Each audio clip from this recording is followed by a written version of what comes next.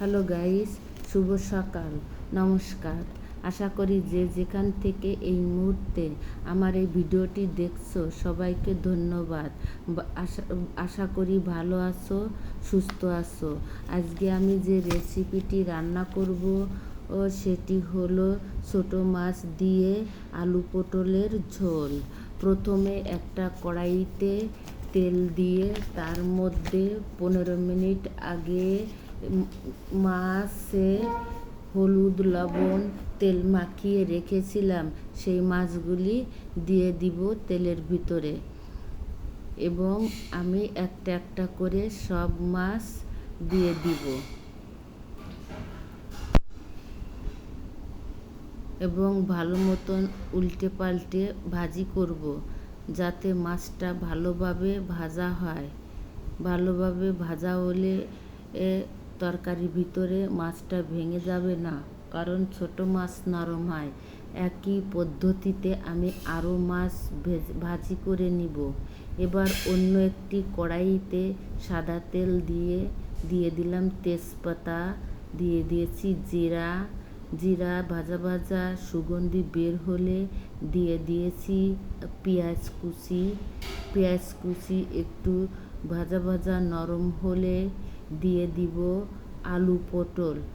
আলু পটল এখানে একটু ভাজি করতে হবে পেঁয়াজের সাথে যখন তেল উঠে আসবে তখন এর ভিতরে দিয়ে দিয়েছি হলুদের গুঁড়া, তারপরে দিয়ে দিয়েছি লাল মরিচের গুঁড়া, তারপরে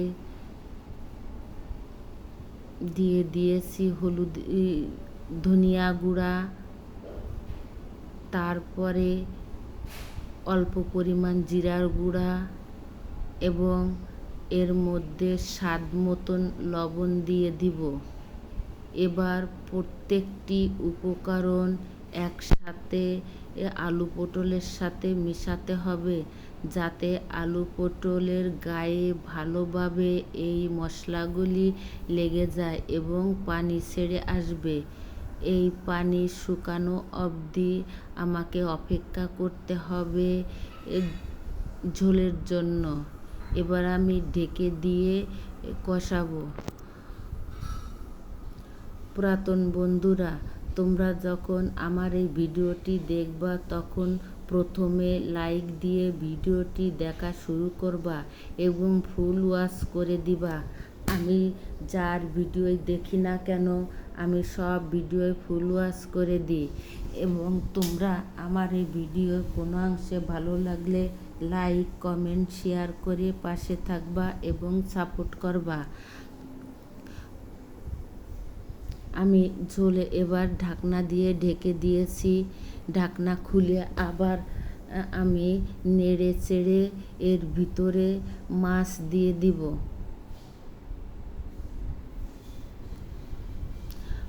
নতুন বন্ধুরা, তোমরা যদি আমার এই ভিডিওটি দেখে কোনো অংশে ভালো লেগে থাকে তাহলে তোমরা লাইক কমেন্ট শেয়ার ও সাবস্ক্রাইব করবা, আর সাবস্ক্রাইব করে পাশে থেকে যাবা এবং পাশের বেল আইকনটি বাজিয়ে দিবা, কারণ যখন আমি নতুন নতুন ভিডিও করব তখনই এই ভিডিওটি তোমাদের কাছে পৌঁছে যাবে।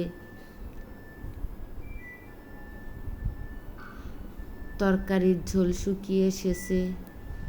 আমি অন্য আর একটা চুলায় কড়াইতে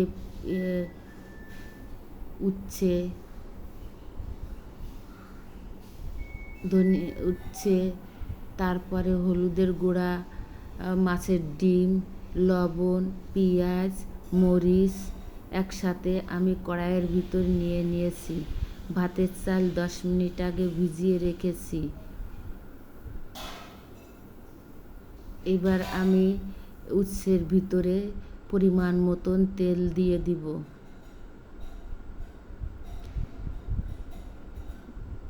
ঢাকনা দিয়ে ঢেকে আমি সেদ্ধ করে নিলাম এবং সবকটা উপকরণ একসাথে মিশিয়ে নিব। নেড়ে চেড়ে আমি আবার উচ্ছেটা ঢেকে দিব।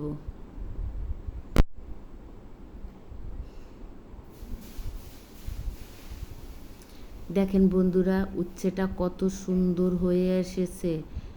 ডিম দিয়ে উচ্ছে ভাজি করলে খুবই মজা হয় এবং খেতেও সুস্বাদু হয়। ছোট বড় সবাই খেতে পারে, তিতা হয় না। আমার ভাতে বলক এসেছে। উচ্ছেটা ভাজা ভাজা হয়ে গিয়েছে। এবার আমি আস্তে করে জাল দিয়ে চুলার উপরে রেখে দিব। ভাতটা আমি নিংড়ে দিয়ে নিব।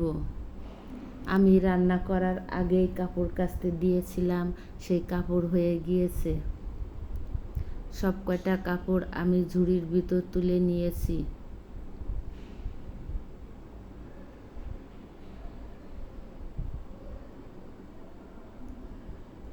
এবার আমি এই ঝুড়ি নিয়ে আমি বারান্দায় কাপড়টা নাড়তে চলে যাব।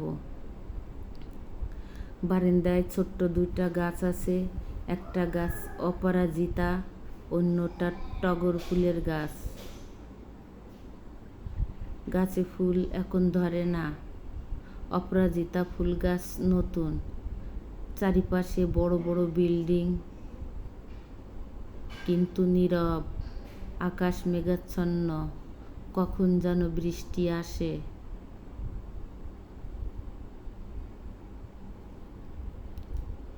বৃষ্টির পানিতে বারান্দার গাছ দুইটা খুব সতেজ হয়েছে, যদিও ফুল ধরেনি। তার মধ্যে আমি বারান্দায় চাদর নেড়ে দিয়েছি। অল্প একটু বাতাস লাগলেই চাদর বালিশের কভার শুকিয়ে যাবে।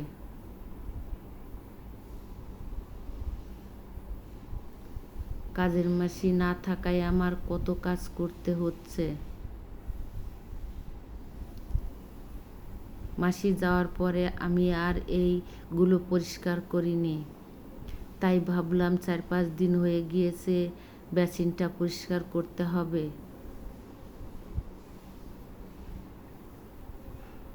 বেসিনটা পরিষ্কার করতে যে আমি নাজেহাল হয়ে পড়েছি।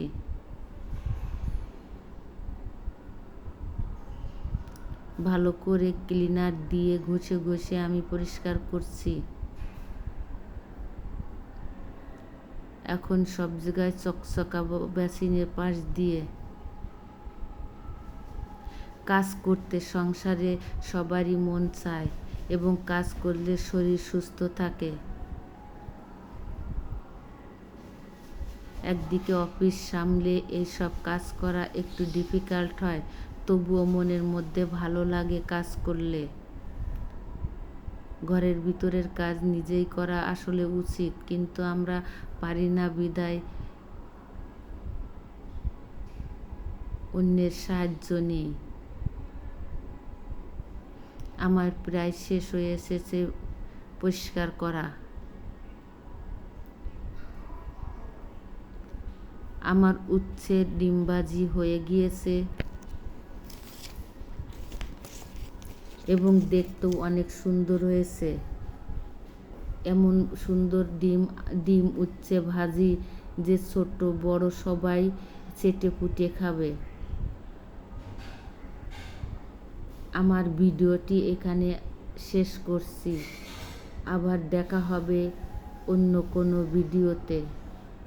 বন্ধুরা, তোমরা সব সময় ভালো থেকো, সুস্থ থেকো, নিজের প্রতি খেয়াল রেখো।